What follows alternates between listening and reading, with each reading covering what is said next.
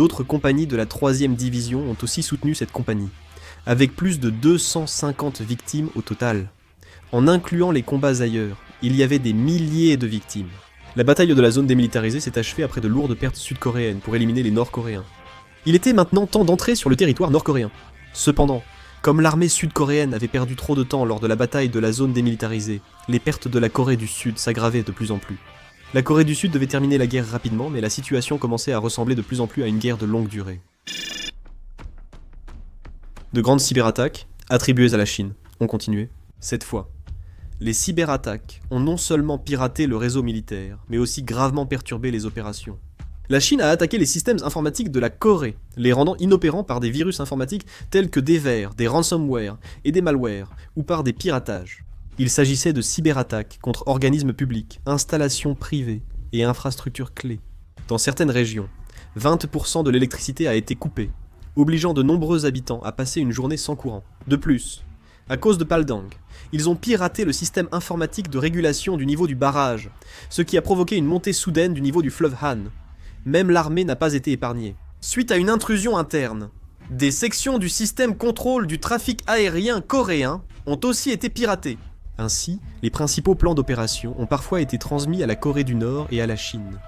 De plus, la Chine a utilisé sa puissante capacité de cyberguerre pour intercepter en temps réel les itinéraires de déplacement de l'armée sud-coréenne, se préparant ainsi à des attaques embusquées. On dit que la capacité de cyberguerre de l'armée sud-coréenne n'en est qu'à ses débuts. Elle ne représente encore que 70 à 80% du niveau des pays avancés. C'est pourquoi la Corée du Sud était complètement impuissante face à la Chine, et ce n'est qu'avec l'aide des États-Unis et d'autres pays alliés qu'elle a pu faire face à la cyberguerre chinoise. Ici, à Kaesyeong, la route relie Paju à Kaesyeong. La guerre entrait dans une nouvelle phase. Le premier corps de l'armée sud-coréenne avançait prudemment pour occuper Kaesyeong, mais une crise inattendue est survenue. Il s'agissait d'une cyberattaque. Les forces nord-coréennes et chinoises ont perturbé une partie des communications de l'armée sud-coréenne en brouillant les signaux Global Positioning System, rendant la localisation des unités difficile. Dans le province de la rivière du Dong, les signaux Global Positioning System étaient si brouillés que la 9e division semblait se trouver à Pyongyang. Parfois, la localisation des véhicules de ravitaillement alliés était repérée en temps réel, provoquant des bombardements. Ainsi, alors que l'opération était déjà retardée, elle risquait de l'être davantage. Comme dit précédemment, l'armée nationale subissait aussi des attaques embusquées partout. L'armée nord-coréenne a tendu des embuscades à l'armée nationale sur les routes principales et en hauteur. L'armée nord-coréenne était souvent détruite par la puissance de feu nationale, mais cela causait malgré tout des retards dans les opérations. Le commandement de la 1re division baissait la tête un à un dans une atmosphère lourde. L'opération prenait beaucoup plus de retard que prévu et les pertes ne cessèrent d'augmenter. Il y a 1 heure, la compagnie d'avant-garde a été prise en embuscade nord-coréenne. Dans la compagnie d'avant-garde, 2 morts et 6 blessés, mais ils ont éliminé 27 soldats nord-coréens. Plus nous nous approchions du centre-ville de Kaesyeong, plus les embuscades devenaient intenses. Nous ne pouvions qu'être sur nos gardes. Le général Yang Hyok-jun, commandant de la 1re division, s'est levé calmement, a inspiré profondément et a parlé d'une voix ferme. Le général Yang Hyok-jun, fervent chrétien, a déclaré que nous traversions un désert et que Dieu nous guiderait à travers le chaos. Les officiers d'état-major ont semblé déconcertés un instant, mais le général Yang Hyok-jun, d'un geste assuré, a saisi sa baguette de commandement et a regardé la carte des opérations. Si la localisation est impossible à cause des signaux Global Positioning System perturbés, il faut combattre à l'ancienne. Sous le général Yang Hyok-jun, la reconnaissance visuelle s'est renforcée. Ils ont mobilisé tous leurs drones pour surveiller Kaesyeong et vérifier les défenses. Les équipes de reconnaissance et les tireurs d'élite se sont placés pour pouvoir tirer sur la ville. Kaesyeong était une véritable forteresse, avec soldats nord-coréens, compagnies militaires privées chinois embusquées partout et des explosifs disséminés. On voyait aussi une base de drones. Il n'y avait pas autant de troupes nord-coréennes à Kaesyeong pour former un corps d'armée, mais un petit nombre de soldats utilisaient la tactique de se cacher dans les bâtiments pour attaquer nos forces de manière efficace. En conséquence, l'armée sud-coréenne devait entrer dans chaque pièce une par une pour éliminer les ennemis. Cela a entraîné de lourdes pertes. Le combat urbain diffère totalement de celui en terrain ouvert. Malgré sa puissance de feu, l'armée sud-coréenne subissait de lourdes pertes. Après avoir pris le contrôle de Kaesyeong avec une puissance de feu écrasante, il fallait ensuite envoyer l'infanterie pour s'emparer de la ville. Les forces nord-coréennes et les compagnies militaires privées chinois provoquaient souvent des combats urbains pour infliger plus de pertes à l'armée sud-coréenne. Le général Yang Hyok-jun citait la Bible sur le courage, mais qui ne serait pas effrayé ici? On fait juste semblant. Le général de division Yang Hyok-jun, effrayé, tentait de surmonter sa peur grâce à sa foi. Ainsi, le général de division Yang Hyok-jun essayait non seulement de surmonter sa propre peur, mais aussi de remonter le moral de ses soldats, en se rendant lui-même sur le champ de bataille et en faisant des briefings sur place avec les chefs de section. Grâce à cela, on a pu voir le moral des soldats remonter un peu. Dans une telle situation, les compagnies de renseignement et les bataillons de reconnaissance de chaque brigade jouent un rôle important. Ils formaient à l'avance des unités spéciales pour attaquer les troupes nord-coréennes, tendant des embuscades à l'armée sud-coréenne. Les snipers, la compagnie de renseignement et le bataillon de reconnaissance transmettaient en continu depuis l'église de Gaeseong quelle zone devait être bombardée. La puissance de feu de l'armée de l'air, de la marine et de l'artillerie s'est concentrée là. Gaeseong a littéralement été bombardée en tapis. Les bâtiments s'effondrèrent sous les frappes, mais à force d'accumuler les décombres, cela offrait en réalité encore plus d'endroits où les soldats nord-coréens pouvaient se cacher. Pendant ce temps, le corps des Marines de la République de Corée a décidé de lancer une opération de débarquement surprise dans la région de Haejo, en coordination avec l'attaque du premier corps de l'armée sud-coréenne sur Gaeseong. En attaquant la région de Haejo, le front nord-coréen serait divisé en deux, ce qui affaiblirait d'autant plus la défense de la région de Gaeseong. L'opération visait à attaquer les forces nord-coréennes comme avec à Gaeseong par l'arrière, diviser le front et faciliter l'avance du premier corps. Cependant, le problème était que les États-Unis agissaient presque comme s'ils laissaient faire dans cette guerre, ce qui obligeait le corps des Marines de la République de Corée à mener l'opération de débarquement seul. Ainsi, des protestations ont émergé dans le corps des Marines contre le risque élevé de cette opération. À ce moment-là, le corps des Marines de la République de Corée n'avait pas la capacité de mener une opération de débarquement à grande échelle de manière autonome. Le plan opérationnel de base du corps des Marines de la République de Corée prévoyait un débarquement conjoint avec le corps des Marines des États-Unis. Autrement dit, le principe était de mener des opérations avec le soutien des forces américaines, plutôt que de réaliser de grandes opérations de débarquement de manière indépendante. Cette opération fut un débarquement mené uniquement par le corps des Marines de la République de Corée, sans soutien américain. Avec le développement technologique, il est désormais bien plus facile de détruire les péniches de débarquement. L'armée nord-coréenne et la Chine disposent de nombreux missiles antinavires modernes, capables de causer de lourdes pertes aux forces de débarquement avec seulement quelques tirs. Les compagnies militaires privées chinois et l'armée nord-coréenne sont connus pour leur usage efficace de drones kamikazes. Ils avaient de fortes chances d'attaquer les péniches de débarquement avec ces drones, et il était difficile de contrer cette méthode avec les systèmes de défense anti-aérienne traditionnels. En plus, avec l'avancée de la technologie, il était très probable que les navires de guerre et les péniches de débarquement soient surdétectés par le réseau de surveillance ennemi dès qu'ils commençaient à bouger. Par conséquent, il y avait de fortes chances que l'armée nord-coréenne réagisse à l'avance, même avant le début du débarquement. En plus, la Chine a réussi à identifier les itinéraires de déplacement de nos forces armées grâce à la guerre cybernétique, et cela incluait aussi les détails de l'opération de débarquement des Marines. La Corée du Nord et la Chine savaient un peu déjà que le débarquement aurait lieu à Haeju et s'y étaient quant préparés. Voici le quartier général des Marines où l'opération est à discuter. Ici, des débats houleux avaient souvent lieu. Certains s'opposaient ouvertement au commandant des Marines, disant qu'il était trop risqué pour eux de débarquer seuls à Haeju. Débarquer sans porte-avions ni puissance navale suffisante, c'est risqué. Mais le général Hwang Hyun-tae, commandant des Marines, est resté déterminé. Le commandant Hwang Hyun-tae a interrogé sur la raison d'être des Marines, affirmant que rester inactifs par peur remettrait en cause leur existence. Il a dit qu'alors que l'armée combattait à Gaeseong, nous devions aussi unir nos forces ici. La voix du commandant Hwang Hyun-tae imposait autorité et pression, ceux connaissant ses vraies intentions ne pouvant donner que soupirer. Le commandant Hwang Hyun-tae voulait marquer l'histoire par cette guerre. Il voulait se présenter comme un commandant doté d'une grande audace dans la prise de décision, et surtout, il cherchait l'occasion de mettre en avant sa propre contribution. Il voulait rester dans les mémoires, comme celui qui a rehaussé le prestige des Marines. C'est pour cela qu'il a voulu aller de l'avant, même en sachant que l'opération était dangereuse. Le commandant de la 9e brigade des Marines a demandé à se retirer, mais le général Hwang Hyun-tae, commandant des Marines, a parlé de l'esprit des Marines, et a dit que le simple fait de tenir de tels propos montrait qu'ils n'étaient pas prêts à se battre au péril de leur vie. Finalement, malgré la forte opposition du commandement des Marines, le général Hwang Hyun-tae a ordonné de mener l'opération amphibie de Haeju en utilisant la 2e division des Marines et la 9e brigade des Marines. Actuellement, les opérations amphibies de l'armée sud-coréenne sont menées selon la méthode d'assaut au-delà de l'horizon. Avec le développement et la diffusion des technologies, la capacité d'attaque sol-navire s'est améliorée. Il est donc plus simple de localiser nos troupes à distance. Pour y faire face, le concept d'assaut amphibie au-delà de l'horizon a été introduit principalement par l'armée américaine au milieu des années 2000. Ce concept, c'est quoi? Le concept consiste à déployer les forces de débarquement à partir d'une distance de plus de 40 km de la côte, cachées sous l'horizon, et donc indétectables par les radars terrestres des forces de défense. Avec des péniches de débarquement ou des véhicules blindés amphibies obsolètes, qui ne sont même pas mentionnés dans les manuels, les forces de défense auraient le temps de se préparer.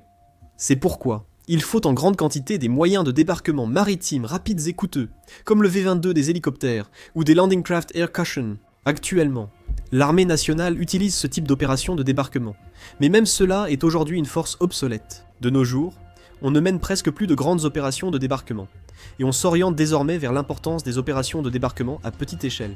Le corps des Marines sud-coréens utilise encore des tactiques dépassées. Par exemple, l'opération de débarquement de Haeju était condamnée d'avance. Repéré par les forces nord-coréennes et les compagnies militaires privées chinois, le débarquement de Haeju, avec Landing Craft Air Caution et péniches, a été contrarié par la préparation massive de missiles anti-navires et drones kamikazes nord-coréens et chinois.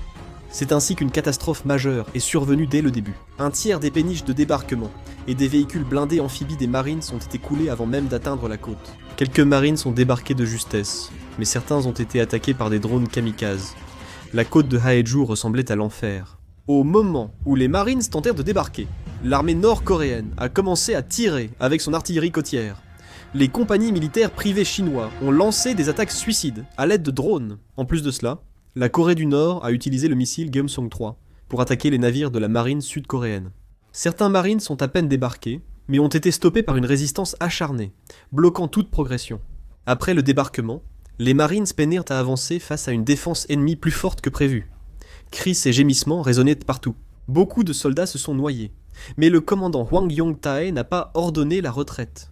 Il a tenu bon pour laisser son nom dans l'histoire à tout prix.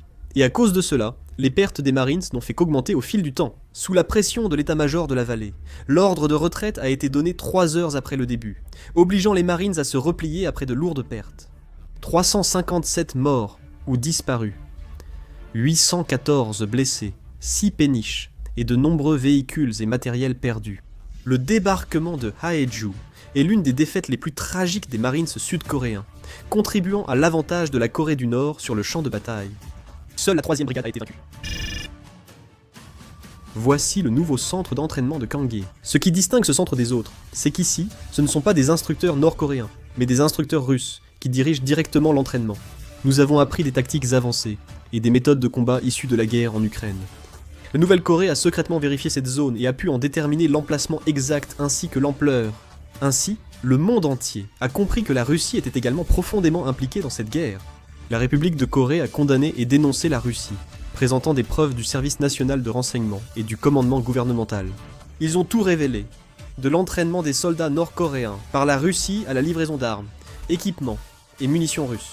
La Russie a réagi en qualifiant cela de fausses informations, mais toutes ces preuves étaient vraies et claires. La communauté internationale a vivement condamné la Russie.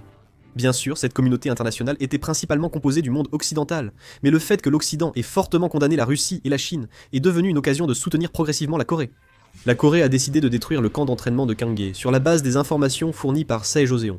Elle a immédiatement lancé un missile Yunmu sur le camp d'entraînement de Kanghae. Grâce aux coordonnées précises envoyées par Sae-Joseon, le camp d'entraînement de Kanghae a été frappé 48 heures après la transmission des informations.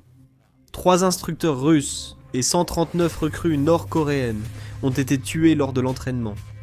De nombreux blessés ont été recensés. La zone a été totalement rasée par les bombardements. La Russie ne pouvait même pas protester contre la Corée du Sud. La Russie avait déclaré qu'elle resterait neutre et ne participerait pas à cette deuxième guerre de Corée. Mais si la nouvelle de la mort de ses instructeurs se répandait, il était évident que sa position perdrait toute crédibilité. C'est pourquoi ils ont laissé passer l'affaire. La nouvelle Joseon affichait de belles performances partout. Leurs objectifs différaient de la Corée du Sud, qui voulait la réunification, mais ils voulaient tous renverser le régime nord-coréen, d'où leur coopération. La nouvelle Joseon harcelait continuellement la Corée du Nord à l'arrière. Ici, nous sommes à Hanju. C'était une base logistique clé de l'armée nord-coréenne. La région de Pyongyang du Sud regroupait l'essentiel du matériel militaire nord-coréen. Après le déclenchement de la guerre, l'armée nord-coréenne avait l'habitude de relocaliser ici la plupart de ses installations de stockage de carburant et de ses dépôts de munitions. Si cet endroit était frappé, la capacité de l'armée nord-coréenne à mener la guerre serait inévitablement gravement réduite. Après avoir infiltré le cabinet, Sae-Joseon a obtenu ces informations et préparé une attaque contre Hanju. Sae-Joseon était une organisation anti-gouvernementale voulant renverser le régime nord-coréen, sans alliance officielle avec la Corée du Sud. C'était un groupe dont l'objectif était de prendre le pouvoir en Corée du Nord et d'y instaurer un nouveau régime. Bien sûr, il s'agissait d'une organisation qui aspirait à la démocratie. Partageant l'objectif de renverser le régime nord-coréen, ils coopéraient officieusement avec la République de Corée. Leur but était de détruire le dépôt de carburant nord-coréen. La Nouvelle-Corée a envoyé une unité spéciale infiltrer la salle de surveillance nord-coréenne. Ils ont profité du moment où les gardes changèrent de poste pour passer le poste de garde, puis se sont déplacés rapidement avec des pistolets équipés de silencieux. Ils ont agi de manière très professionnelle, éliminant les gardes du poste de sécurité avec seulement 2 coups de pistolet. Les membres de Sae Joseon ont placé des explosifs C4 fournis par l'armée nationale sur le mur du dépôt de carburant. Ils connaissaient la structure et prévoyaient qu'une explosion englobe tout le dépôt de carburant dans les flammes. Les membres de Sae Joseon se sont rapidement repliés et le C4 a explosé relativement vite. Les membres de Sae Joseon se sont repliés, tandis que les soldats nord-coréens tentaient seulement d'éteindre l'incendie du dépôt de carburant. Ainsi, nous avons réussi à détruire complètement un des dépôts de carburant nord-coréens à Hanju, et nous avons porté un coup dur au carburant qui était fourni à l'armée nord-coréenne et aux compagnies militaires privées chinoises. Sae Joseon a aussi collaboré avec les forces spéciales sud-coréennes. Juste après la destruction du dépôt de carburant, des membres de la 707e unité des forces spéciales et des agents Underwater Demolition Team ont infiltré discrètement l'arrière du territoire nord-coréen. Là-bas, ils collaboraient avec les membres de Sae Joseon pour attaquer l'arrière-garde nord-coréenne. Dans la région d'Hanju, un poste de commandement nord-coréen a été attaqué, tuant un commandant de bataillon et 35 soldats. Sae Joseon provoquait parfois l'armée nord-coréenne par radio. Des opérations de sabotage et d'assassinat se poursuivaient sans cesse à l'arrière du nord. Sae Joseon a récemment mené 32 attaques contre les infrastructures nord-coréennes. C'est beaucoup, non ? Sae Joseon détruisait continuellement les principales bases militaires nord-coréennes, assassinait les officiers importants et se préparait minutieusement au renversement du régime. Comme les informations circulaient toujours en Corée du Sud, la Corée du Nord considérait Sae Joseon comme une entité à éliminer. Le service de sécurité d'État nord-coréen a dirigé l'opération.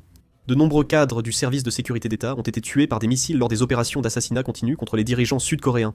Mais malgré cela, le service de sécurité d'État a réussi à maintenir son organisation. Le service de sécurité d'État, la police secrète nord-coréenne chargée des purges politiques, a adopté des mesures radicales pour empêcher l'effondrement du régime après la mort de Kim Yo-jong. Les agents du service de sécurité d'État, lors d'un briefing opérationnel dans un bunker souterrain, ont donné l'ordre d'arrêter tous les actes de rébellion qui se produisaient partout en Corée du Nord. En particulier, ils étaient exaspérés par les actes de sabotage en Corée du Nord et élevaient la voix pour exiger que cela soit résolu au plus vite.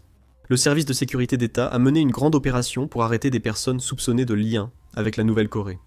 Des citoyens innocents étaient présents, mais le service de sécurité d'État l'ignorait, menaçant d'exécution immédiate lors de leur traque des traîtres. Des citoyens terrorisés étaient traînés dehors et violemment battus. Ce jour-là seulement, des dizaines ont été purgés.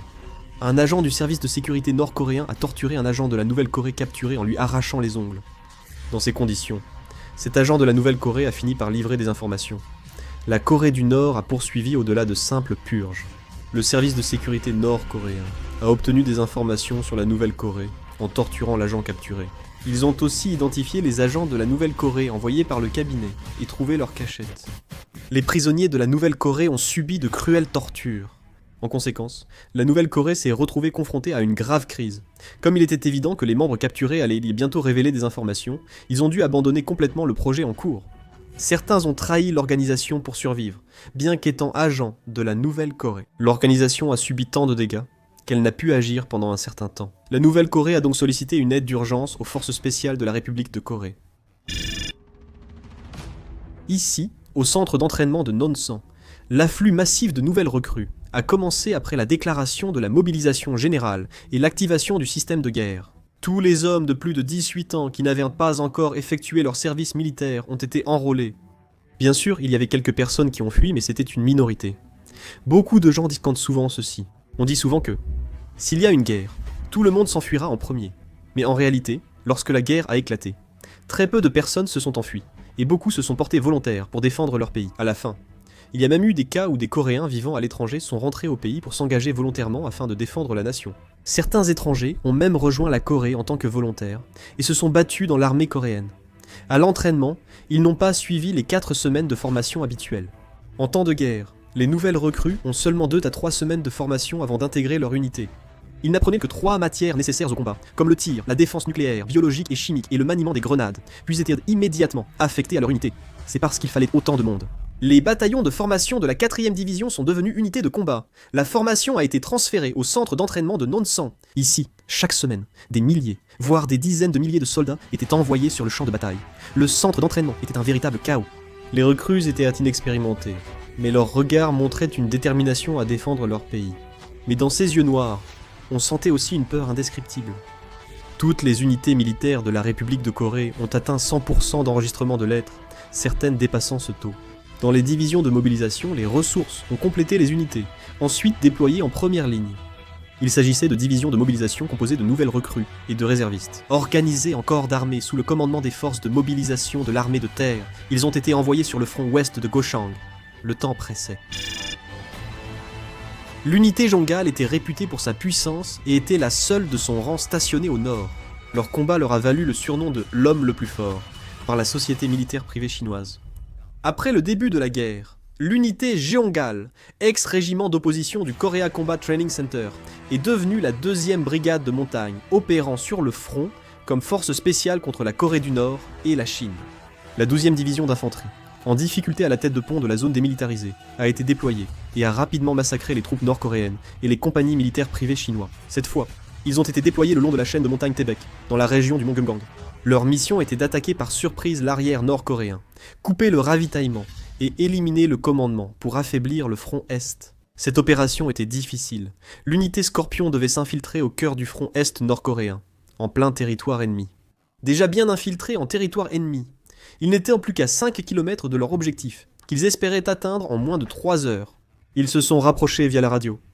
Des éclaireurs nord-coréens observèrent la scène et, après avoir surveillé avec des jumelles, ont rapidement disparu. Les obus de mortier tombèrent sur l'unité Jongal, tirés par les nord-coréens. Puis, avec un bruit désagréable du vent qui passe, les obus de mortier ont commencé à se diriger vers l'unité Jongal. Lorsque les obus de mortier sont tombés directement sur l'unité Jongal, celle-ci a rapidement commencé à s'agiter. C'était une crise pour l'unité Jongal. On se retrouve dans la prochaine vidéo. Merci d'avoir regardé.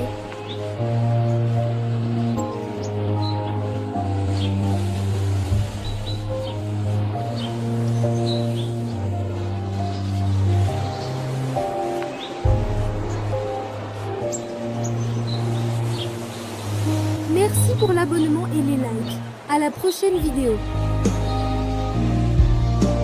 Dans la prochaine vidéo.